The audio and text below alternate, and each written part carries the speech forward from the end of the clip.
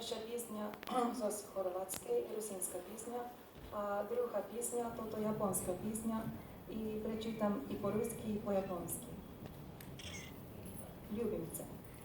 Любимце, шепкан трави і у ній лужна криквітанню квіту. Любимце, кричим на громаді червоного піпіння у багатім житку. Любимце, шептам вітру, вогнемірні попажить блука. Любимце, кричим тополі, а воно лісом своїм шущ, лямшущий не слуха. Любимце, кричим на мотиля до клеті від квета до квету. Бо не можем, бо не шмем, а так він гласно скрича з цела. Любимце, цалом живет.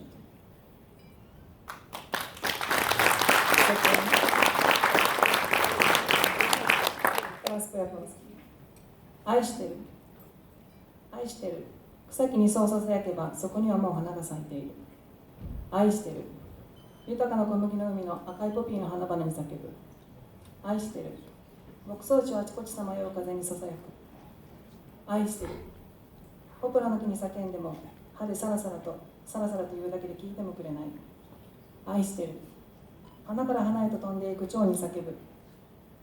そんなこともできないし、勇気もないけれど、それでも大きな声で世界中に向かって愛してると叫びたい。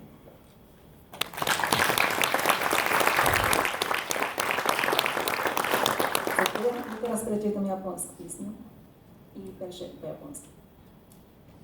カムチャッカの若者がキリンの夢を見ているとき、メキシコの娘は朝もやの中でバスを待っている。ニューヨークの少女が微笑みながら寝返りを打つとき、ローマの少年は中東を染める朝日にウインクする。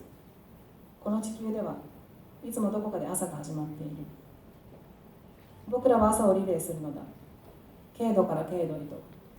そうしていれば交代で地球を守る。寝る前のひととき耳を澄ますと、どこか遠くで目覚まし時計のベルが鳴っている。それはあなたの送った朝を誰かがしっかりと受け止めた証拠なのだ。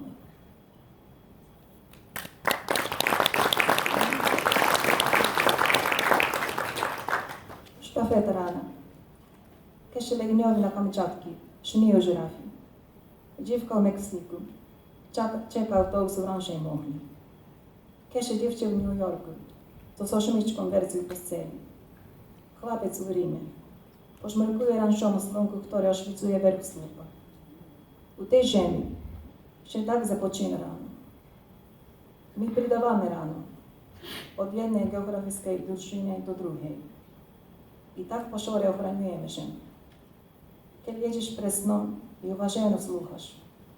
Tak za daleko. Dzwoni dzwonczek brunka z godzinki. To dokaz того, że tak to dostał rano, które ty posłał. Dziękuję bardzo.